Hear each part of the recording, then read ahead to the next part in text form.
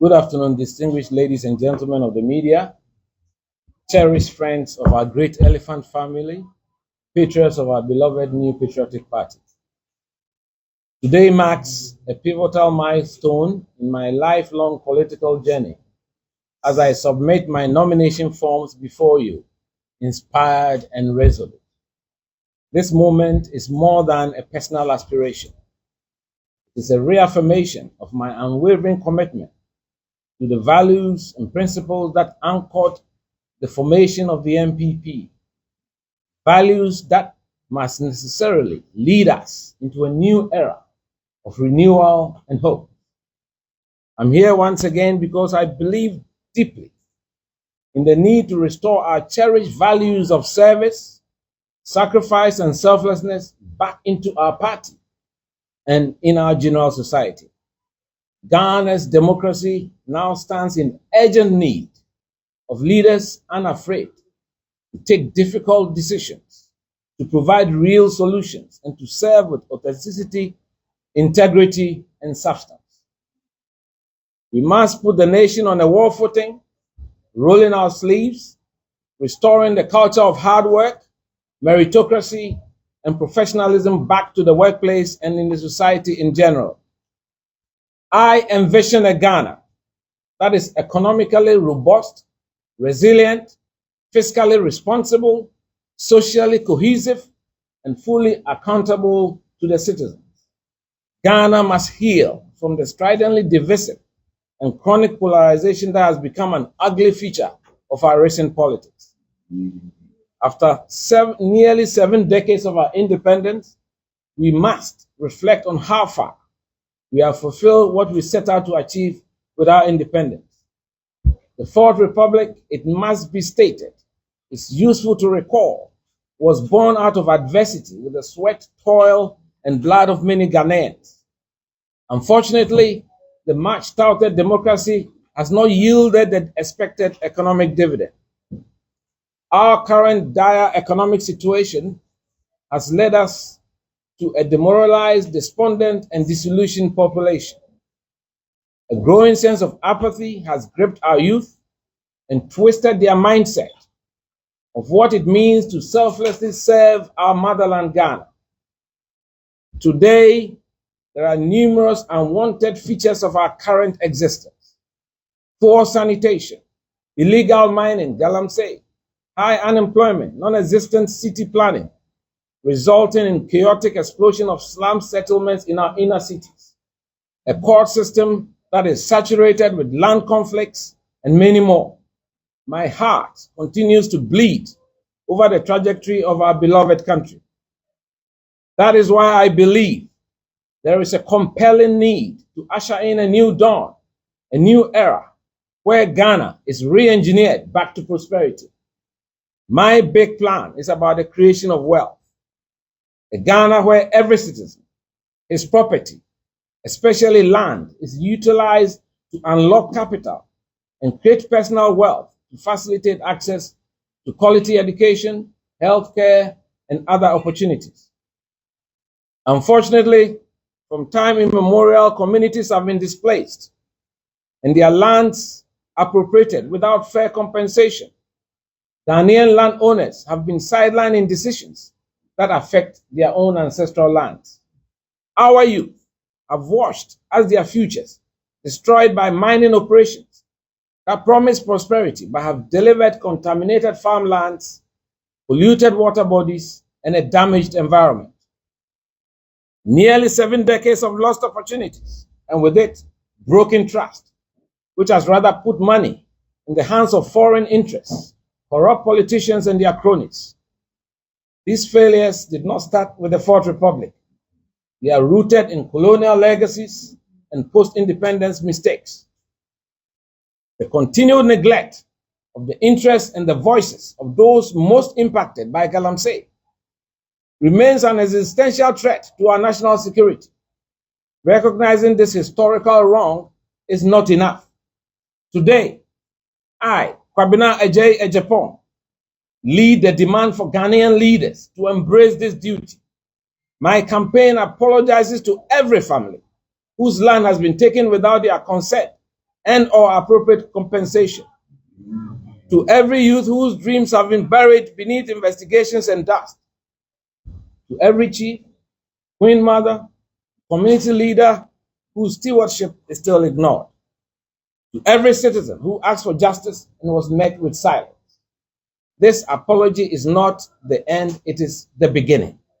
My presidency will launch a national property justice initiative that will, 1, review and reform land tenure laws to protect customary rights.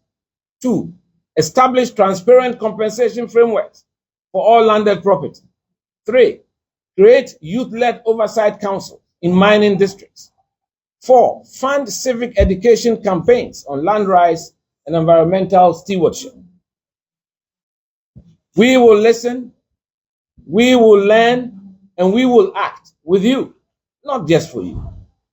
Let this be the moment that we turn pain into purpose, history into healing.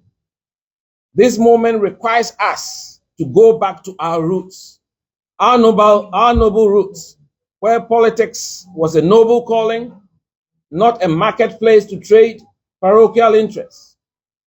Our UP tradition, the United Party tradition, was never about money, not a place where votes were auctioned off to the highest bidder.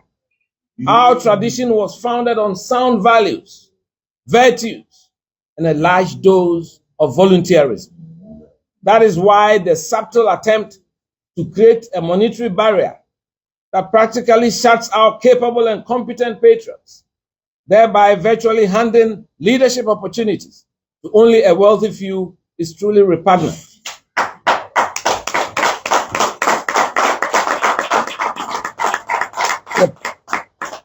The path ahead for us is to go out and choose leaders who have integrity, who have character, who have empathy, and who have emotional intelligence, worthy of leading a great tradition such as ours. Let us all forge ahead with renewed energy to rebuild, rejuvenate, regenerate our base in unity and with hope. God bless our homeland Ghana and our beloved MPP, Eshi Radu Radu Radu Radu.